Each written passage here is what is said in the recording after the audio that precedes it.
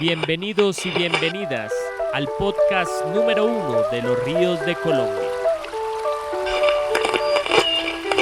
Esto es Ríos Colombia.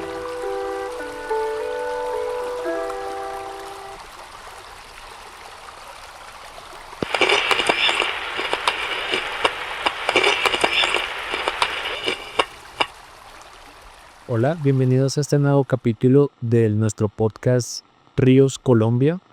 Hoy nos encontramos con Humberto Polo Cabrera, quien es el presidente de Sintraendes, que ya nos va a contar ahora él mismo en qué consiste este ejercicio, esta organización tan significativa y a veces un poco desconocida para nosotros los ciudadanos de a pie, aunque tenemos relación diaria con este sindicato. Entonces la idea es conversar en torno a esta organización sindical y su relación con los temas ambientales, principalmente los ríos. Muchas gracias por acompañarnos, don Humberto. Y inicialmente me gustaría preguntarle, bueno, su merced es presidente de Sintraendes. ¿Cuánto tiempo lleva en Sintraendes y qué es Sintraendes inicialmente? Bueno, muchas gracias por la invitación a este espacio. Reivindicar este encuentro de ríos, del cual hacemos parte y somos convocantes también. Sintraendes es una organización sindical que nace en los años 70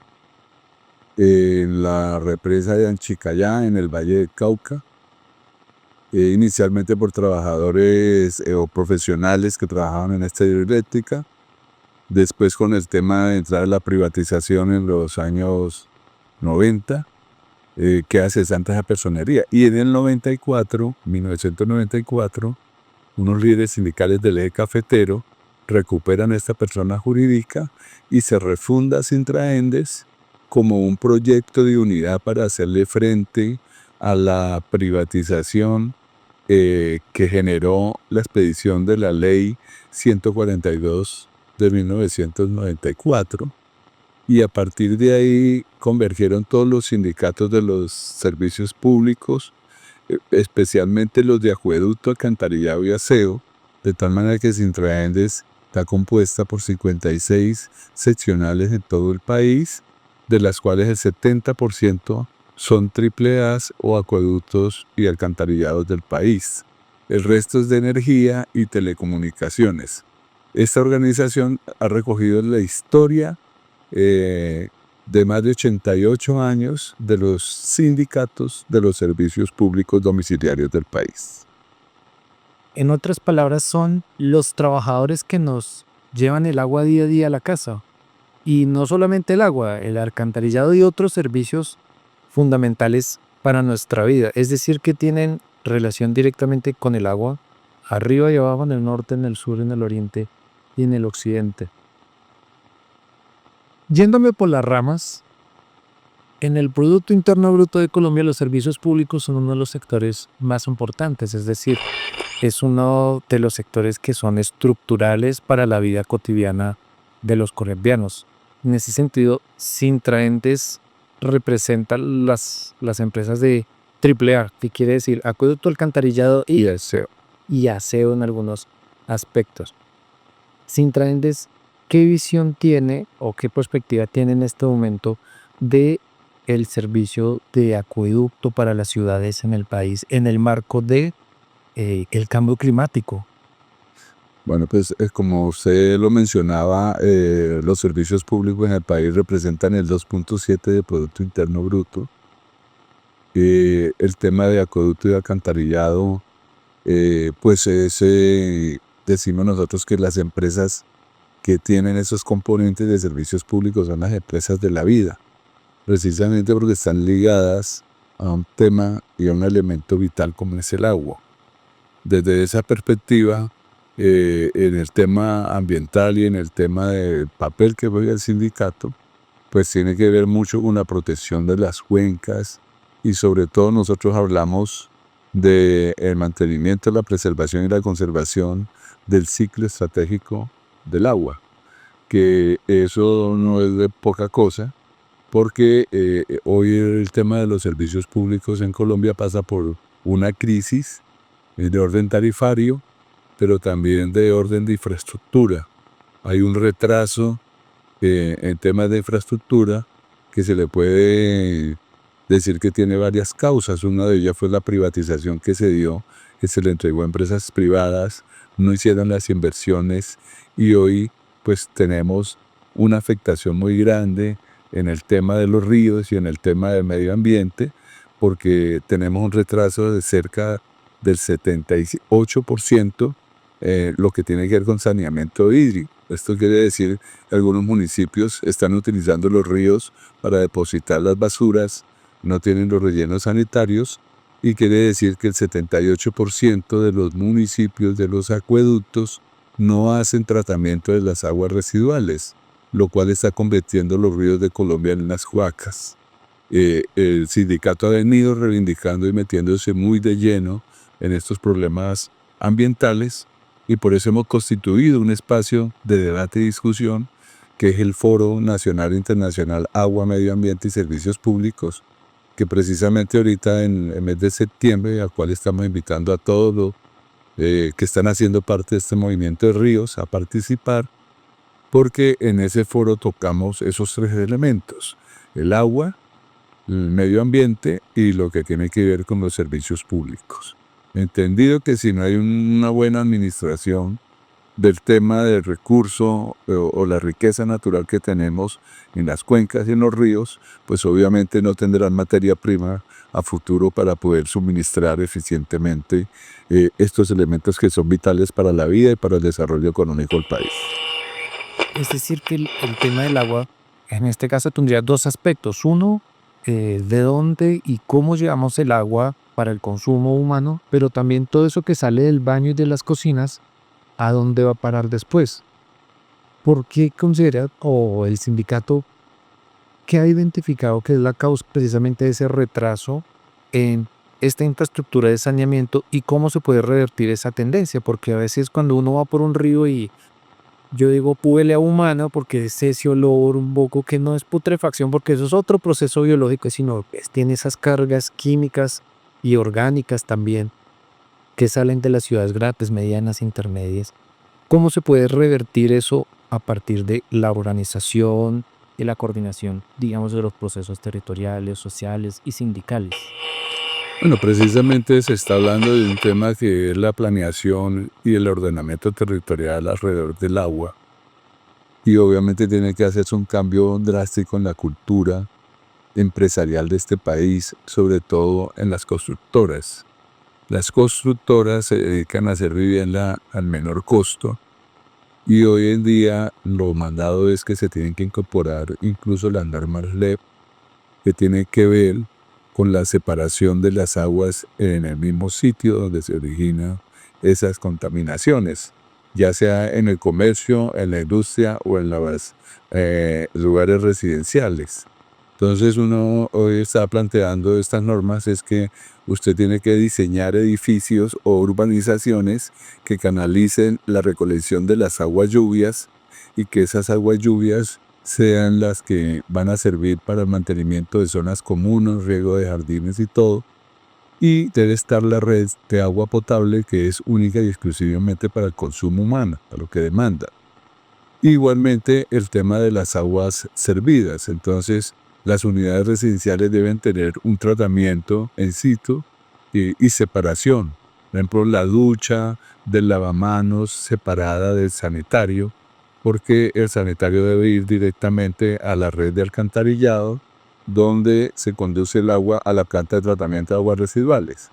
Pero lo que ha pasado en el país, que es que hay un alcantarillado, y en ese alcantarillado se recogen las aguas lluvias, se recogen las aguas residuales, las aguas industriales y todo tipo de contaminación, lo cual hace muy difícil el proceso de tratamiento de las aguas residuales. Entonces hay que hacer una reconversión desde el punto de vista cultural, tanto a nivel empresarial y a nivel del ciudadano, para que podamos ser eficientes en el uso de los servicios públicos que se suministran. Lo mismo pasa con el tema de los residuos sólidos. Las empresas prestadoras de servicios de aseo se dedican a un negocio del transporte, pero no hacen separación, no hacen tratamiento de productos orgánicos y productos reciclables. Entonces lo que se están haciendo rellenar grandes extensiones de terreno depositando allí la basura y se ha constituido eso en un gran negocio que no le está aportando soluciones ambientales al país. Entonces hay que repensar la cultura en el tema del uso eficiente de los servicios públicos, pero sobre todo cómo revertimos y cómo le devolvemos lo que usamos de la naturaleza a los ríos, a la naturaleza de una manera que sea asimilable otra vez. Hablamos de los tratamientos artificiales, pero también hablamos de los tratamientos biológicos. Los ríos per se hacen tratamiento biológico cuando tienen tiempos de recorrido y tienen tiempos de oxigenar el agua. Ellos mismos pueden digerir y desglosar la materia orgánica. Pero si ya tú le metes aceite, metales pesados y no hay un tiempo suficiente para ese recorrido y esa recuperación, pues los ríos se mueren. Y eso es lo que está pasando en el país. Que eso es lo que su merced nos comentaba, que era ese ciclo hídrico y cómo nosotros como sociedad estamos atravesados en la mitad y generando dificultades y dificultades, porque con lo que nos comentaba además tenemos que estos disposición inadecuada de basuras, digamos, o estos rellenos sanitarios, además son unos productores de elipsiados, que es uno de los líquidos, digamos, más contaminantes. Y ese procesamiento además es muy, muy complejo técnicamente, pues primero muy costoso y muy complejo técnicamente. Entonces, ¿ustedes cómo lo ven en términos del ordenamiento territorial? No solamente sería un cambio en la cultura, sino de la necesidad de cambiar una serie de marcos normativos en muchos otros aspectos que no parecieran que fueran tan ambientales como cómo son las tuberías en un edificio. Exacto, es que lo que pasa y lo que desde el sindicato venimos observando es que, como dijimos, privilegiamos el tema económico sobre el daño que causamos al medio ambiente. Mientras sigamos en esa cultura es muy complicado.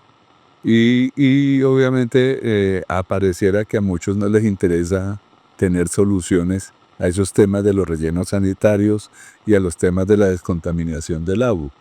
Porque no es cierto que para todo tenga que haber grandes infraestructuras. Municipios pequeños donde no tienen procesos industriales y todo pueden a través de humedales naturales hacer tratamiento de las aguas residuales. Pero aquí en el país no se fomenta ese tipo de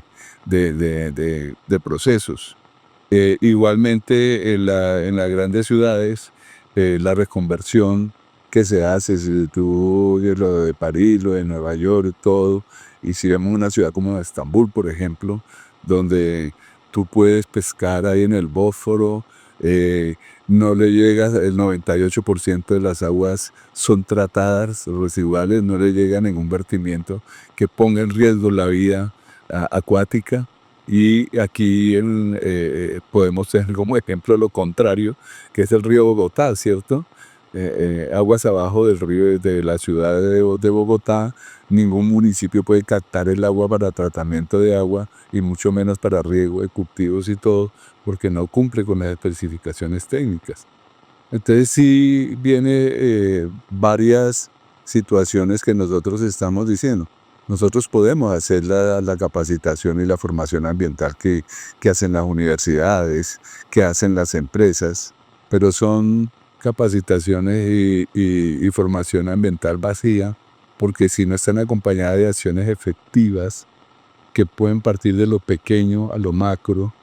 pues obviamente no vamos a cambiar la historia ni a revertir los efectos que está generando el cambio climático y que genera la contaminación de las fuentes hídricas y del medio ambiente que hacemos los humanos por naturaleza y por el mismo consumismo en el que estamos involucrados. Este ordenamiento territorial no necesariamente es construir moles de concreto impresionantes en todas partes, ni derrumbar la mitad de las ciudades como acusan a veces a los ambientalistas de querer solo vivir en cuevas de forma primitiva, sino que este ordenamiento alrededor del agua es precisamente tener esas prácticas culturales, esos buenos usos, tanto de consumo como de aguas servidas. Me gustaría profundizar un poco en esto que pues, académicamente un poco le llaman los servicios ambientales de la naturaleza, que es esto, cómo los ríos y los humedales en su función natural son capaces de descontaminarse solos. Un poco nos contaban Los compañeros de la Fundación Salvemos el Río Magdalena, esta metáfora de que es el río el que nos salva a nosotros cuando nosotros tratamos de salvar al río, es una metáfora muy bonita y es cómo la naturaleza puede enseñarnos precisamente a vivir en armonía. Sí, la naturaleza siempre ha vivido en armonía. Los que no vivimos en armonía somos los seres humanos, que somos los que estamos destruyendo nuestro propio hábitat. Entonces, lo que nosotros planteamos allí es efectivamente que si usted abusa de esa fuente, de ese río, pues nunca va a ser capaz de poder hacer el tratamiento biológico de forma natural, porque como usted no le está virtiendo el agua en la medida que usted la tomara, si hiciera el uso del agua y se la volviera a verter, él la podría hacer. Pero como te decía anteriormente, si a esa agua le agregamos ya químicos, si le agregamos metales pesados, si le agregamos sustancias que no pueden digerirse producto de la degradación biológica, pues obviamente el río avanzará inexorablemente a la contaminación. Entonces sí se requiere que el ordenamiento, y nosotros lo hemos dicho porque la ley 99 del 93, en sus principios, era una ley muy estricta, que incluso lo vivimos aquí en el acueducto de Bogotá, cuando el acueducto de Bogotá podía sancionar a la industria cortándole el servicio de acueducto si no cumplía con la construcción de los procesos de tratamiento in situ de los contaminantes que hacía esa industria.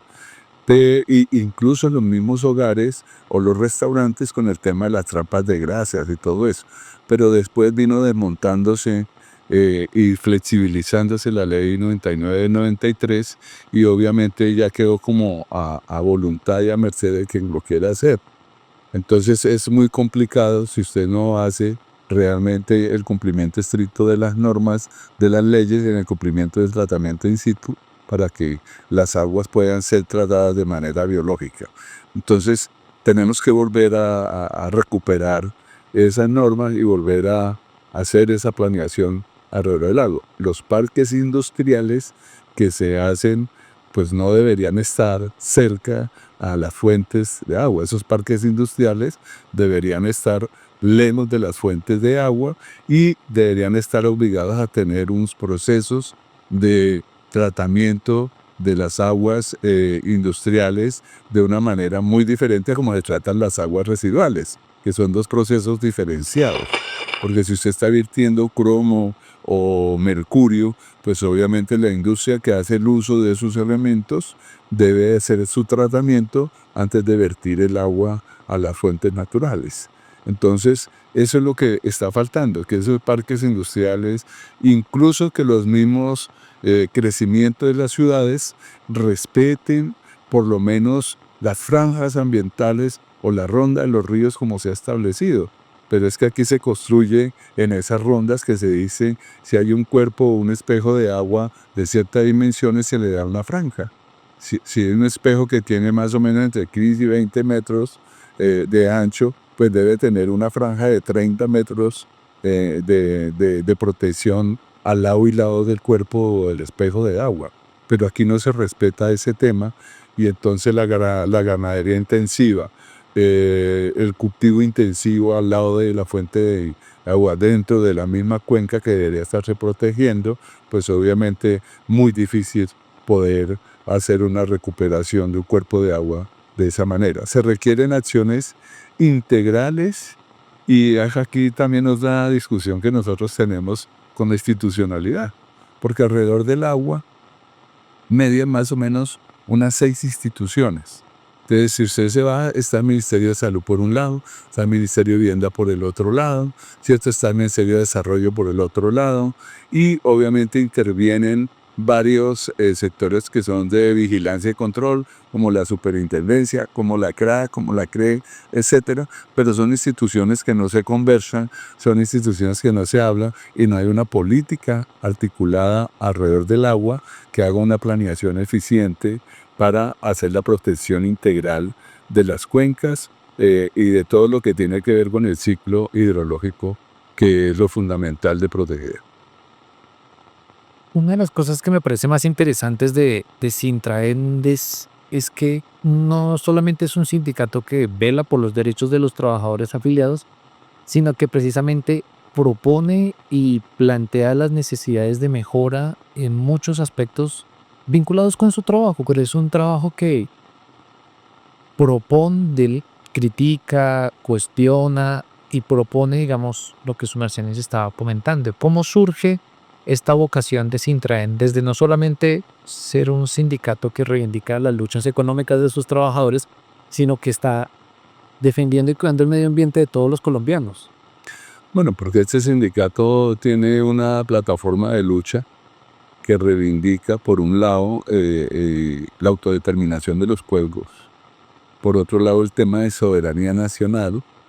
y por el otro lado, de la defensa del patrimonio público y la riqueza natural, que nos parece que son elementos vitales que toda organización social debe tener en su agenda de trabajo, porque constantemente estos principios están vulnerables a lo que nosotros hemos llamado la globalización y la profundización de las políticas neoliberales, que es el adelgazamiento del Estado y la entrega de todos esos bienes y servicios que deberían estar en manos del Estado a empresas transnacionales o a empresas privadas. Aquí lo podemos plantear de la siguiente manera.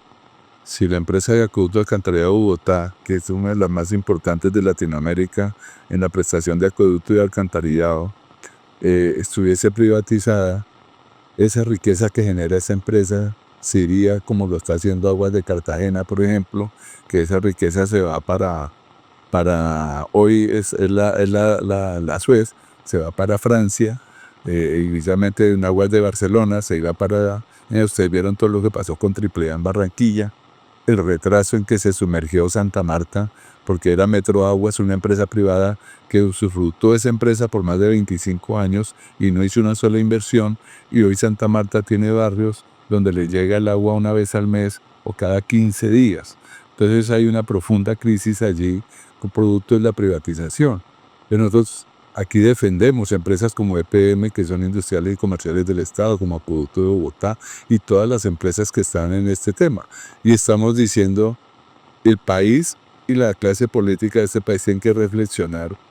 y hacer una valoración, porque realmente el proceso de privatización, de tercerización, no ha sido la solución para garantizar el desarrollo de la infraestructura, la modernización del aparato de los servicios públicos en el país, y creemos que por eso Sintraende siempre se ha involucrado en estas discusiones. Además, porque también pasa, porque a medida que nosotros defendemos derechos, también defendemos soberanía y también hay dependencia, porque una empresa privada tiene un comportamiento muy diferente para el usuario con respecto a lo que es una empresa estatal. Esta empresa estatal le financia al estrato 1 y al 2 el 70 y el 45% de la prestación del servicio, mientras que una empresa privada se acoge a lo mínimo que se le exige, que es el 50%, incluso el 15% del estrato 3. Entonces hay una gran diferencia en eso, que claro, la gente del común, el usuario del común, como no tiene estos espacios de conocimiento, de charla, a ellos les es indiferente. Pero sí, hoy los hogares están destinando más del 30% de sus ingresos del hogar al pago de estos servicios públicos, que se han encarecido precisamente porque hoy está en manos de oligopolios, como lo están las comunicaciones, como lo está energía, y obviamente Acueducto ha permanecido un poco menos susceptible a ese fenómeno de la privatización, por el costo que tiene desarrollar infraestructura para poder prestar eficientemente el servicio. Mientras que energía y comunicaciones es un negocio mucho más rentable para el privado, porque las inversiones son menores y obviamente es donde ahí está la mayor parte de la privatización. Por eso los costeños hoy están sufriendo, no pueden pagar la energía, y todo lo que ha pasado con Electric Caribe, lo que está pasando hoy con Afinia, lo que está pasando hoy con Aires, y toda la crisis de servicios públicos que hay en algunas regiones como la costa Caribe, la costa Pacífico, donde no se presta eficientemente los servicios públicos. Ya para ir cerrando, porque el tiempo es muy corto, ¿cuáles han sido esos logros o cuáles han sido como esos objetivos que ha logrado Sintra Entes lo que consolidar? Es decir, en el marco de estas luchas, en el marco del neoliberalismo que afectó tanto a Colombia, ya pervivir como sindicato es una gran victoria. Pero más allá de eso, siento que Sintra Entes ha logrado muchísimo más. Bueno, yo creo que uno de los factores más importantes es la defensa de las empresas públicas estatales. A la empresa Cauto Bogotá le han hecho unos 5 intentos y Sintraenes ha impedido precisamente que se reconvierta su naturaleza jurídica de empresa industrial y comercial a mixta, que es el paso a la privatización como pasó con ETB.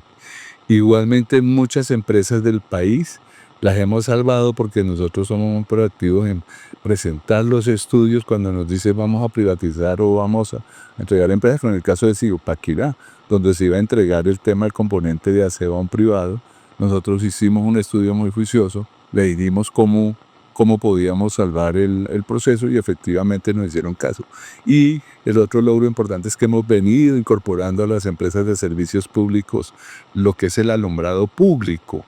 que es un negocio muy rentable porque se recauda a través de un impuesto y hoy la mayoría de los municipios la tienen tercerizada y la están usufructando empresas privadas, muchas veces de los cuales son socios los mismos políticos que dan estos procesos de concesión. Es una lucha permanente que nosotros tenemos y creo que ahí hemos logrado muchísimo.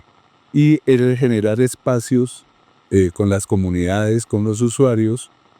como le decía, el Foro del Agua y otros procesos que nosotros acompañamos y lideramos, como este encuentro de ríos, como acompañamos el referendo del agua en su momento, donde logramos generar un tema de cultura sobre el uso del agua, sobre el medio ambiente, sobre defender el agua y el derecho a la naturaleza como un derecho fundamental. Yo creo que hemos tenido unos logros muy importantes en materia ambiental y obviamente incorporar en las convenciones colectivas de trabajo capítulo especial que tiene que ver con el uso eficiente del agua, con la defensa de los páramos y obviamente con la inversión que deben hacer las empresas en materia de recuperación y mantenimiento y preservación de las cuencas de las cuales se abastece. Sin duda alguna, Sintraentes es el ejemplo de que una de las formas de organización social, la organización sindical, es, digamos, defensora de los derechos de las comunidades, de los ciudadanos de a pie. Y también hemos visto en este podcast cómo la empresa privada, en su interés de adquirir un lucro inmediato y el más alto posible, realmente no protege el medio ambiente a largo plazo, porque la protección ambiental implica costos como sociedad y solamente las empresas estatales han logrado, digamos, disminuir estos impactos ambientales que tenemos en el ciclo del agua,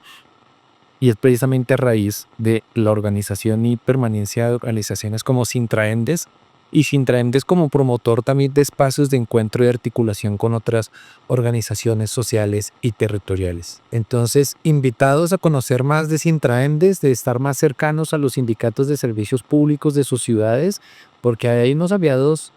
técnicos, es decir, estos argumentos que nos presentaron hoy son supremamente interesantes de cara a seguir preservando el agua en el país. Muchas gracias por acompañarnos y explicarnos este mundo sindical y ambiental a la vez, y felicitaciones por ese ejercicio que han desarrollado. Muchas gracias, estaremos siempre prestos a contribuir con todo el movimiento ambiental y social de este país para unir esfuerzos, unir luchas en defensa de nuestra soberanía nacional, de nuestra riqueza natural y sobre todo de los derechos de los ríos y los derechos de la naturaleza.